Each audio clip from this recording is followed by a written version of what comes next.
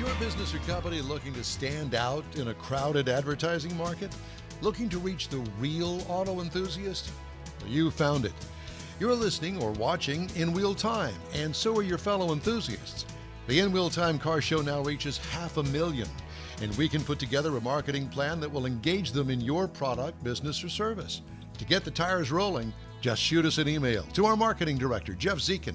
His address is jeff@inwheeltime.com. Well, howdy, everybody, and welcome to In Wheel Time, the most popular live weekly award-winning car talk show, along with Mike Out of This World Mars and King Conrad DeLong. I'm Don Armstrong. So glad you could join us. It's a Bronco Day. We've kind of shooed away. Well, actually, they shooed themselves away. That would be the EV people, because apparently the coronavirus has run everybody out of business in the EV world. The power is on, but the lights are off. I've been thinking of that one. Yeah, he's been working on that one. Yeah, it's and several of them said it was the cheap gas for the last couple of years. Well, that makes sense. I mean, let's see. Was it $1.69 a gallon? I think now? Yeah, I saw 179 yesterday. Yeah. So it changed the landscape, but I think we're good to go whenever we get ready to do this in a couple of weeks. We'll be good. He says we're going to do it in a couple of weeks, like these people are going to be back in business in 2 weeks. Okay. No. I found the survivors, the strong survivors. Yeah, that have no wallet left because they've actually funding their own. They thing. will survive. Yeah, that's right. Sounds like a Donna Summer song, doesn't it? Something like that. It was. All right. So this show is devoted to Broncos, because it was the debut this week of the 2021 Bronco and Bronco Sport. And we talked last segment about the new Bronco with the head of Bronco marketing, the head of the Bronco department there at Ford. And this time we're going to go back in time and talk to the president of the Lone Star Early Bronco Club. His name is Mike Clouds. Mike, thanks for joining us. It's good to see you. How are you doing? I'm doing fine. How are y'all doing? Well, good. So, Mike, early Bronco Club, 66, 67, 68, all the way up there to the early 70s, or actually the late 70s. So how in the world do you get these things to survive? Because, you know, from my knowledge, cars in that era really didn't do too well when it came to rust. And I would imagine that you probably deal with that in restoring Broncos of that generation. Do you not? Yes, absolutely. Believe it or not, a lot of guys in the club are excellent at restoring these old Broncos, but with the popularity in recent years, now complete bodies are actually available on the market. So new reproduction bodies? Absolutely. Wow, I didn't know that. No, So we now have some insight into the gentleman that we talked to last hour, yeah, Seth. the CEO of Yeah. Gateway Bronco. So in other words, that you and I can go and order a complete brand new body? Yes, there's multiple vendors that are selling complete bodies. Sheet metal. You can just sit right on the old Bronco frame. Wow. And that's because the old sheet metal, generally, you can listen to it rust. Yeah, exactly. And so if you don't have the frame, can you get that too? I was going to tell you, absolutely.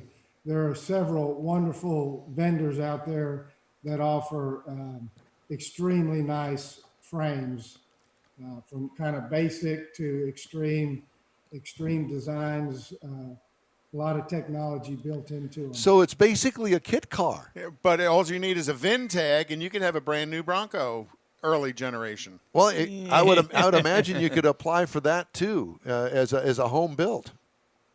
I would imagine. I think that the state of Texas has that program. At any rate, where are you located, Mike? I am in Huntsville, but we have chapters and members all over the great state of Texas, and actually throughout the United States. Do you guys get together on a regular basis? I mean, in the different locations that you're in?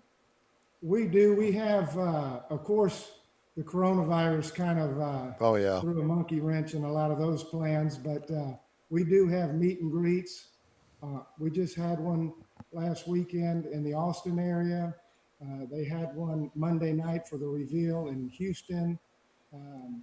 We have them Dallas, Fort Worth, San Antonio. I mean, you name it. We have what we call meet and greets. We also have several big events throughout the year.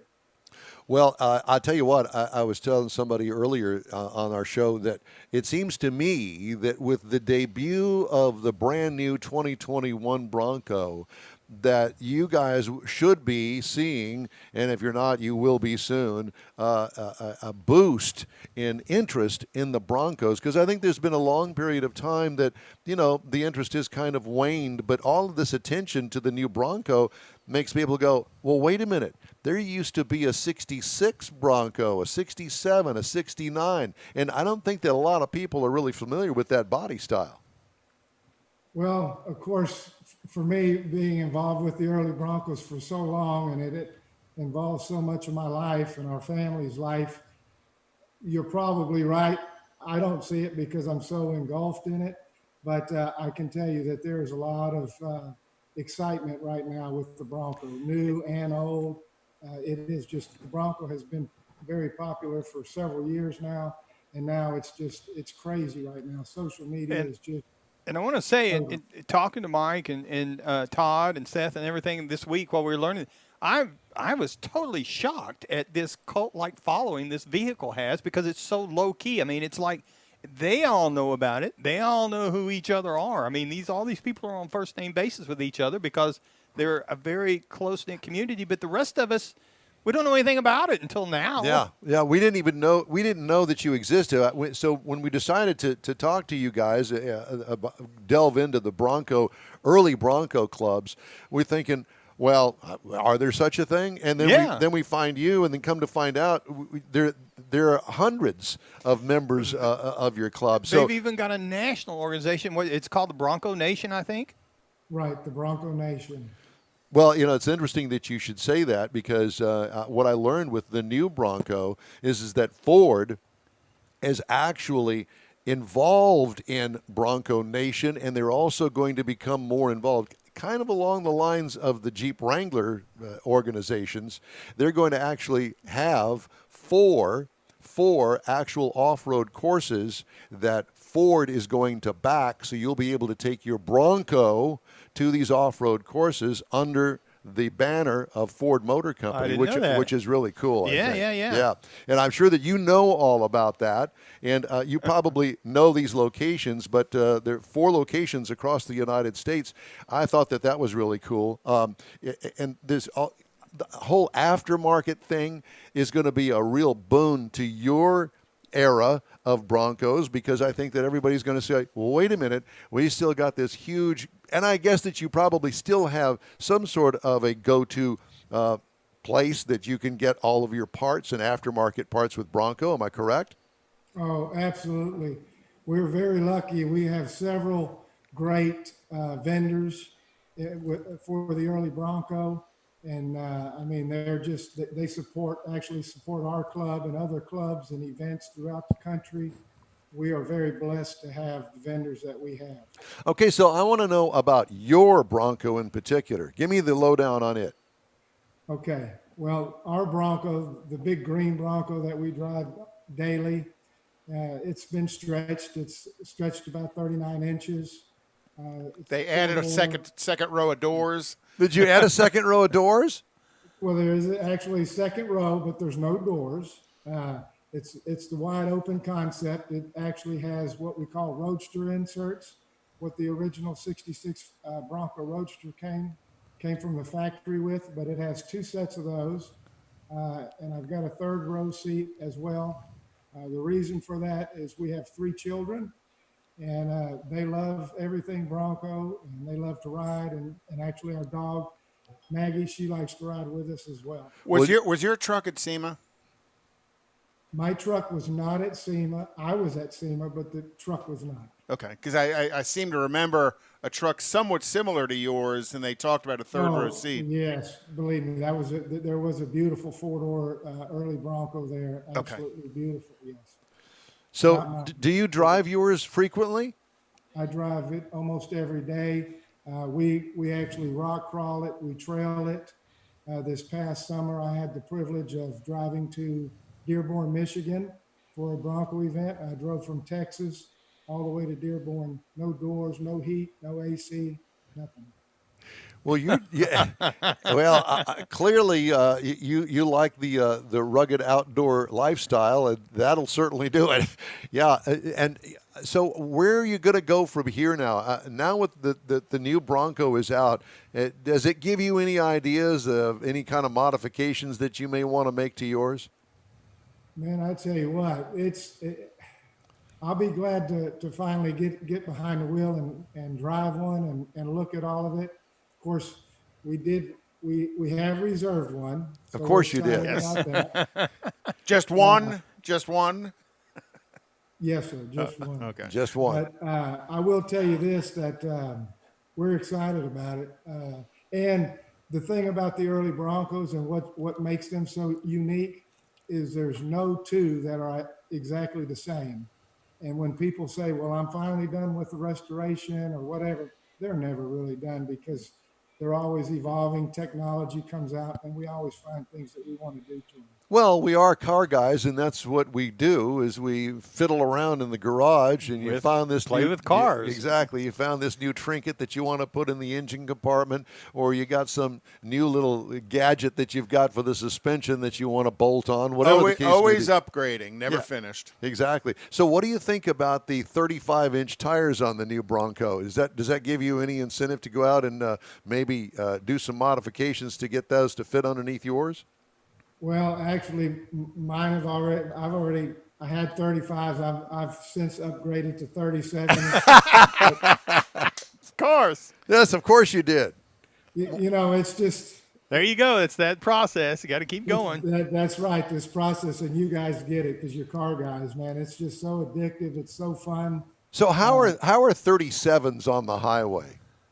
Actually, with the extra wheelbase, our Bronco drives really good on the highway. What kind of air pressure do you run in them on the highway? About 35. Wow. Yeah, he doesn't drop the pressure till he goes rock climbing. Yeah, and then down to 5 or something. Wow. About 12. Yeah. So, well, it's a pleasure to talk to you. And you say that there is a Houston chapter of the Lone Star Early Bronco Club? Absolutely. We have 5 chapters: Central, which is around Austin; North, which is Dallas. We have East, which is Houston area; South, San Antonio area; and West, which is like Abilene area. Yeah, I posted up a link on our Facebook page to your club as well. Absolutely. Thank y'all for doing that. And I'd like to give a shout out to Bronco Nation as well. Bronco Nation. Hear, hear. Yeah, exactly. Well, be sure and share us amongst your Bronco friends, and stay in touch with us. We want to know your thoughts when we get closer to the debut. And as we were talking to the Ford guy, he said that apparently the 2021 Sport model will be out first, before the end of the year. Before the end of the year. So we've got that to talk. So when that comes out, you're going to have to get together with us and get your take on that. Absolutely. Thanks Mike, for the invitation, guys. Yeah, thank you, Mike Clouds. We really appreciate it. President of the Lone Star Early Bronco Club. Great to talk to you. Thanks again. All right, time now for our Jeep Trails feature, ironically enough. In Wheel Time's weekly look into the world of Jeeping, and Mr. Mars has that for us. So one of the things about, just like we were talking about, the whole outdoor lifestyle, the doors coming off, the windows coming out, Jeep has been known, they kind of got away from it and made it a little more difficult because of safety rules, but they've got it back down to where it's basically 4 bolts now, and you can fold down the windshield on the Jeep Wrangler and on the Gladiator. Well, but what do you do with it once you got it folded down? I mean, if you're really going to drive it, you got this windshield out there bouncing out. I remember my buddy Larry's, his old one, we'd go down the beach and hit a rut or something, that thing would bounce. We were afraid we were going to break it. Got an answer for that. Strap it. Windshield tie-down straps. You can get them from Jeep. Go to Jeep.com, and you can go in there and once you've got it laid down there, and there's a little video that shows you how to lay it down so that you don't break anything, and then it straps in there and it ties down, and it's really cool how it does it. It sounds like we're going to break it. Got an answer for that. Strap it. Windshield tie-down straps. You can get them from Jeep. Go to Jeep.com. And you can go in there and... More of In Wheel Time online, including the Mystery Garage after this quick break. When might you be buzzed? When you suddenly love everything. You guys, I love this song. I love these nachos. I love our kickball league. Ugh! I love this guy. What's your name? You know what I'd love? A ride when it's time to head out. If you see a buzzed warning sign, call for a ride when it's time to go home. Buzz driving is drunk driving. A message from NHTSA and the Ad Council. I love your car. Is this real leather? A social distancing tip. Putting distance between yourself and others is critical to slowing the spread of coronavirus. So here are ways to stay in contact without the physical contact part. Call, send a text, set up a video conference, post on social media, dedicate a song on the radio. If you have symptoms of fever, dry cough, and shortness of breath, call your healthcare provider before going to their office. For more info, visit coronavirus.gov. Let's all do our part because we're all #alone together. Brought to you by the Ad Council.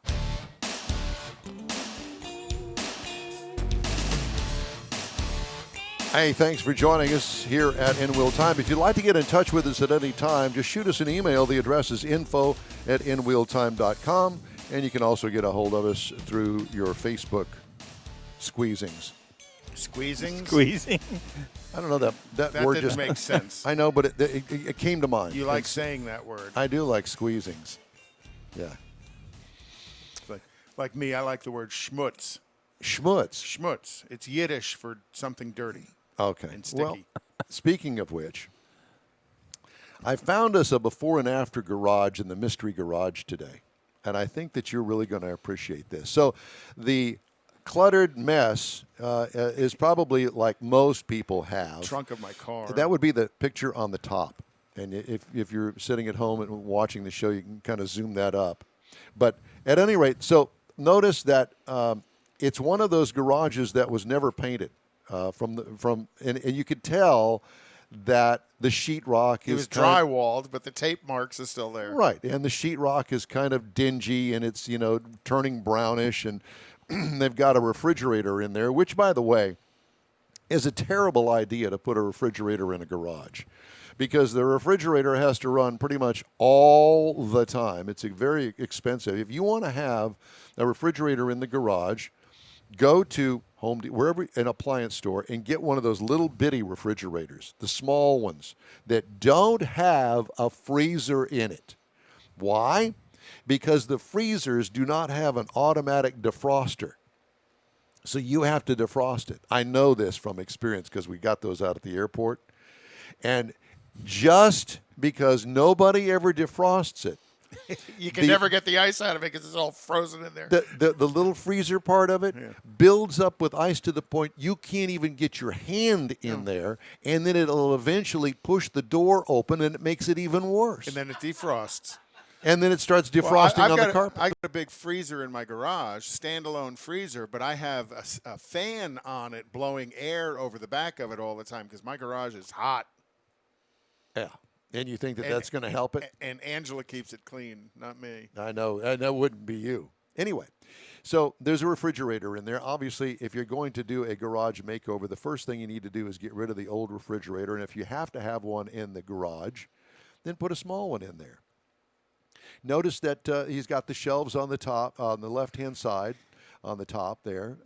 Storage boxes. But the biggest thing to me is how hard is it to get a gallon of paint the walls, and then paint the floor? Look at the bottom picture. Same house, kind of the same angle, but look what a little coat of paint will do, not only on the walls, but also on the floor. And I'm sure that the ceiling is done as well. It looks like it is. And a place for the kids to hang their backpacks and jackets. And those kind of shelves, are available either online at Walmart. Super cheap. Or, yes, very cheap, or at Home Depot.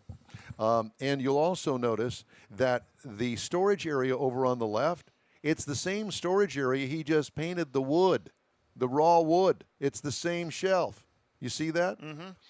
And you'll notice that he's actually kind of halfway there because of the tubs that are over there. The garbage cans are now outside the garage, clearly. That'll make the homeowners association happy. I have to tell you that I did that many years. I hide mine behind the cars here. You can't see it from the street. And what I did is I put a fence in front of the fence on the side of the house to store my 2 garbage cans. Yeah. See, there is a shade basically, and you can also do it with. You can also do it. Well, the door is painted black after they finish the door, but at any rate.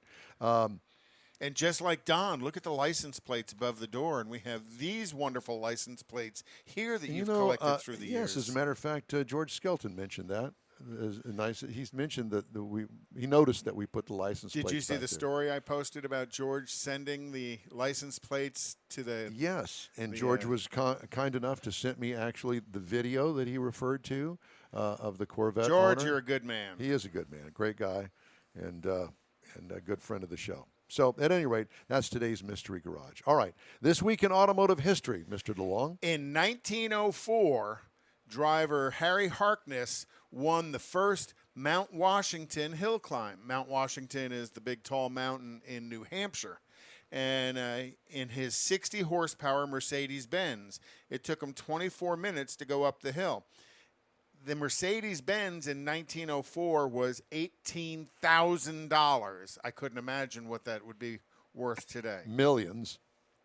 In 1934, Harry Ames filed a patent application for retractable headlamps. And then the first time retractable headlamps were brought to production was on the Cord 810. I thought it was pretty cool. And then came back on Corvettes again in 63, I think is when they came back to market. In 1935, the first automatic parking meter, the Parkometer, was Boo! was installed in Oklahoma City. In 1995, on this day, Chrysler Corporation opened a car dealership in downtown Hanoi, Vietnam. And a week later, they opened up a second one in Ho Chi Minh City, Vietnam. So basically 20 years after the United States left Vietnam, Chrysler was opening up dealerships. I thought that was a pretty interesting story. In 1955, the Karmann Ghia Coupe was unveiled in Westphalia, Germany. So the term Westphalia vans came from Germany. That's the name of a city there in Germany. I didn't know that. I didn't either. In 1964, Sir Donald Campbell, this is the history part of it, right? Sir Donald Campbell, the son of Britain's most prolific land speed wrecker, Sir Malcolm Campbell, drove the Bluebird four-wheel drive gasoline-powered land speed record to 403 miles an hour on a wheel-driven vehicle, and I think that record was just recently broken. And then in 1978, on this day, Ford Motor Company chairman Henry Ford II fires Lee Iacocca, the father of the Mustang and the father of the Bronco, and ending a tumultuous time with Lee Iacocca and the Ford folks. And then Lee went on to Chrysler. To a tumultuous time over at Chrysler. No, he saved Chrysler He saved by Chrysler. far. And he also was the chairman of the restoration of the Statue of Liberty. The minivan and the K car. Well, the K car first, and then the minivan was actually the first Chrysler minivan was built on a K car platform. Unbelievable. Yeah, great stuff. All right. Today's automotive news is coming up next on In Wheel Time. GTG, BRB, OMW, be there in a few. You may think that these kinds of texts are fine because of their length, and you can easily send them at a stoplight. But no, answering one text can take your attention away from the road for 5 seconds. And traveling at 55 miles an hour, that's enough time to travel the length of a football field. Make good decisions. Don't text and drive. Visit StopTextStopWrecks.org. A message brought to you by the National Highway Traffic Safety Administration, Project Yellow Light, Noise, and the Ad Council. Texas Truck Works is your go-to truck customizer. From mild-to-wild lift kits, custom wheels, and steering and handling enhancements to the best personal and commercial wraps, Texas Truck Works delivers. Let Texas Truck Works founder Scott Stevens help you get the most out of your truck or Jeep. Texas Truck Works has decades of customizing experience, including power adders and complete engine swaps. Let the Texas Truck Works team design an upgrade plan that fits your budget. Get truck attitude today at TexasTruckWorks.com.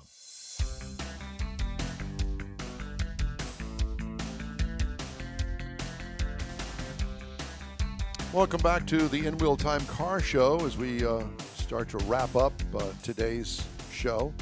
We'll be back next week. Lord willing and the creek don't rise. Isn't that the saying? Isn't that how that goes? Lord willing, the creek don't rise? Lord willing and the creek don't rise. Okay. Lord wasn't willing back in Harvey, though. No, he was not. All right, time now for this hour's news from around the globe. And we'll start here in Texas because apparently Texas is moving forward with efforts to woo Tesla and lure its next electric vehicle factory after the county that's home to the state capitol signed off on a tax relief package. Commissioners in Travis County voted Tuesday to approve a 70% property tax rebate on the first $1.1 billion the company invests in a site near Austin. Come on, Elon. The abatement is worth at least $13.9 million.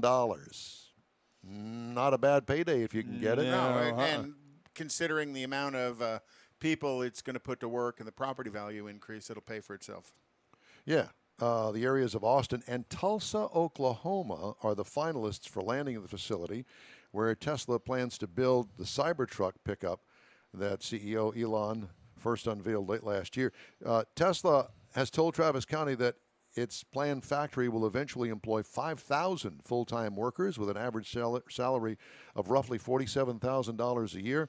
At least half of those will be county residents. They'll need a glass store right next door, because isn't that the one where he was introducing it and said how bulletproof the glass was and broke it when he threw the ball in? Yeah, with some sort of rock or something. Yeah. There's I can't imagine why he's looking at Tulsa. I like Tulsa, don't get me wrong, but compared to Austin?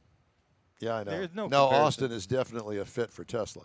Speaking of Tesla, they have cut the price of its Model Y crossover by $3,000, less than 4 months after starting sales. Starting price now $51,190, including a $1,200 destination and documentation fee, according to Tesla's website. Electric car maker has been charging $54,190 since beginning deliveries in mid-March. Nissan's next electric vehicle, the long-awaited Ariya, the crossover, is a technological powerhouse with performance chops. Nissan North America says the U.S. range is estimated at 300 miles for that. Honda remains committed to its core car models in the U.S., but can no longer make an economic case for the Fit subcompact, Civic Coupe, and 6-speed manual version of the Accord sedan, all of which are being discontinued after this model year. That's big news right there. Yes, it is. And Carlos Ghosn. Insists. Where's he at now? Insists his wife and 4 adult children played no part in his dramatic escape from Japan in a crate that was smuggled aboard a private plane with him in it. But according to evidence gathered by Japanese prosecutors, Ghosn spent some of his final hours in Tokyo with at least one family member, his daughter, Maya, 27, who works in California. The two had lunch together the day he fled before she delivered luggage to a hotel where she met with one of Ghosn's alleged accomplices. Those details were included among hundreds of pages of travel documents, witness statements, and security camera images in Japan's formal request to the U.S. government for the extradition of the 2 Americans accused of engineering the escape, former Green Beret Michael Taylor and his son, Peter. It's a mess. I'm telling you, the movie is going to be fabulous. I think that's going to be our next venture. We are going to decide to go ahead and get in the movie business because I want to be a part of that. So there's that. I don't know what I've done here, but apparently I've done something that I shouldn't have done.